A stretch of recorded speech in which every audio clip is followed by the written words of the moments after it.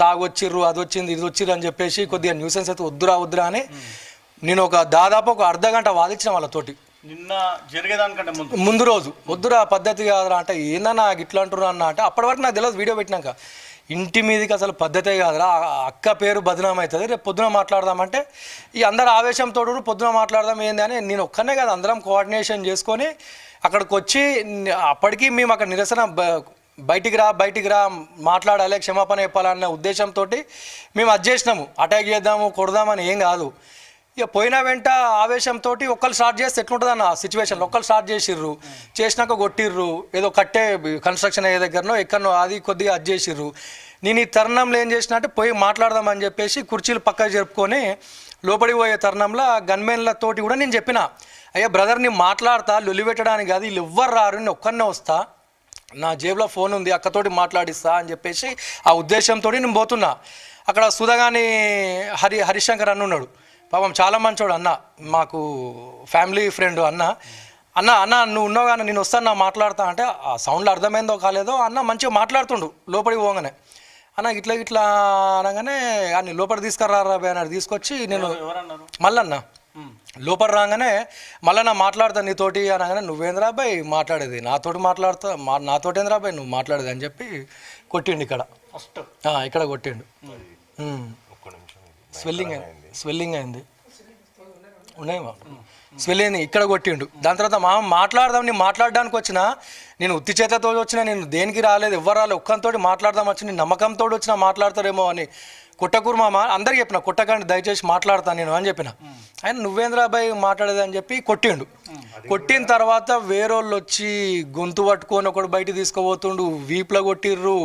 నేను అప్పటికి వాళ్ళని ప్రయత్నం చేస్తున్నా పక్కకు రావాలని, మీకు చెప్తా అర్థమవుతుందా నేను మాట్లాడడానికి వచ్చిన అన్న కూడా వింటలేరు. ఏంద్రాబాయ్ మాట్లాడేది నువ్వేం మాట్లాడతావు రాబాయ్ ఏం సంగతి ఏందని చెప్పేసి వాళ్ళు ఒకడేమో గొంతు పట్టుకోండు గట్టిగా. ఇక్కడ మొత్తం కమిలిపోయింది చూడండి, ఇక్కడ ఇచ్చాడు మొత్తం ఇక్కడ కమిలిపోయింది, గొంతు పట్టుకోండు.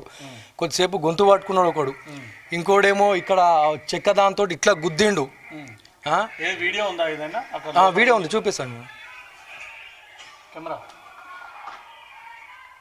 నన్నే కొడుతున్నది ఇక్కడ. నేను మాట్లాడే క్రమంలో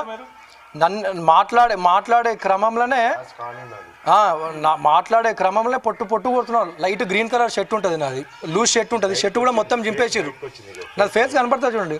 దమ్ముంటే అన్న సీసీ కెమెరాలు చూపించమను దొరికిపోతారు.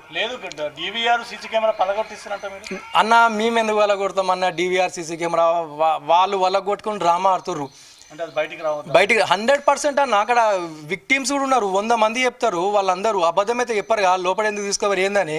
అక్కడ సినిమా ఎట్లా క్రియేట్ చేసినట్టే మనోడు తెలివితోటే. నేను వచ్చి ప్రాణహాని చేస్తాడు చంపుతాడు అంటే నేను ఏమన్నా వెపన్స్ తోటి పోయినా, ఆయనకి నాకేమైనా భూమి పంచాలు ఉన్నాయా పర్సనల్ పంచాలు ఉన్నా, నా ఇంటెన్షన్ ఒక్కటే కన్విన్స్ చేసి హరీష్ అన్న పాపం మంచోడు అన్న కూడా ఆపిండు, నన్ను కొడుతుంటే అట్లాంటి పిల్లగాడు కాదు మనోడు అని చెప్పి ఆపిండు. దాని తర్వాత ఫేస్ కూడా కనబడుతుంది. ఇది నేనే చెయ్యి అద్దంతో పట్టుకొని బయటకు వద్దామని చూస్తున్నా, వాళ్ళకి అర్థమైతలేదు చెప్తుంటే. మాట్లాడదా అంటే వాళ్ళకి అర్థమైతలేదు.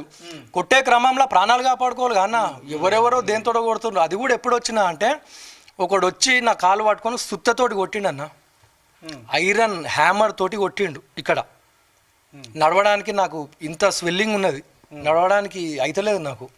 ఇప్పుడు హత్యాయత్నం నేను చేసినట్ట ఆడి చేసినట్ట. ఇప్పుడు నిరసన వ్యక్తం చేసిరన్న, ఇప్పుడు ఫర్నిచర్ వాళ్ళగొట్టిరు కొనుక్కోవచ్చు తర్వాత ఫర్నిచరు.